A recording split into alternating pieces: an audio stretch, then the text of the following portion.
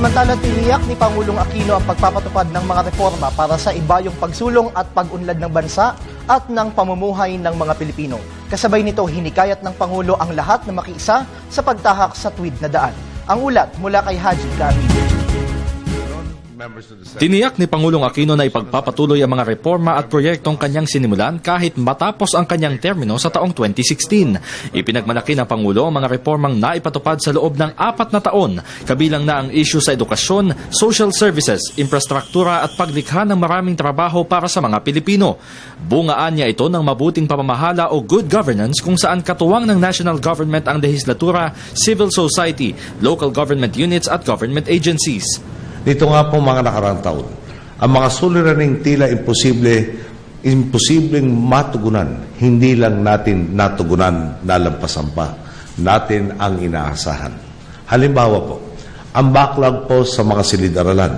Nang dumating tayo, alam na po nito, 66,800 ang kailangan punan. Sa inisal nating kalkulasyon, 8,000 lang kada taon ang pwedeng pondohan. Sa 6 na taon po ng ating termino, 48,000 lang po yan.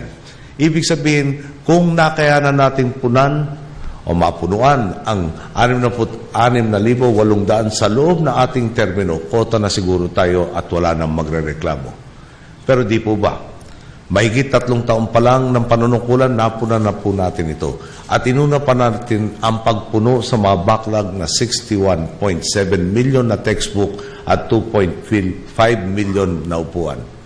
Sa infrastruktura naman po, napakaraming proyektong matagal nang nabinbin. Tayo na po ang tumapos ito. Ang Aluling Bridge po sa Ilocos Sur, 1978 pa naisip. Tayo na po ang nagbukas nitong nakaraang taon. Ang Ternate Nasugbu Road, 1994 pa sinimulan, ngayon buong-buo na rin ang nadadaanan. Ang paborito po ni Senator Drilon, ang Halaor River Multipurpose Project sa Iloilo, na pinlano sa taong isinilang ako.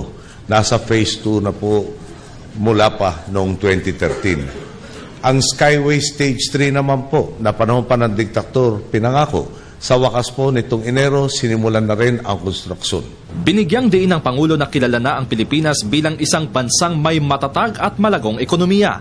Nakikiambag na din ang bansa sa diskurso ng kapayapaan, paghahari ng batas sa karagatan, climate change at good governance. Tiniyak din ng punong ehekutibo na handang makinig ang gobyerno sa tinig ng mamamayan na ngayon bumabalik na ang pagtitiwala dahil sa mga reforma. Iginiit din itong hindi sa iisang individual lamang magpapatuloy ang pagbabago. Sa mga kasamahan natin dito, marami po talaga sa inyo. Talagang ibinuhos na ang buong karera sa reforma.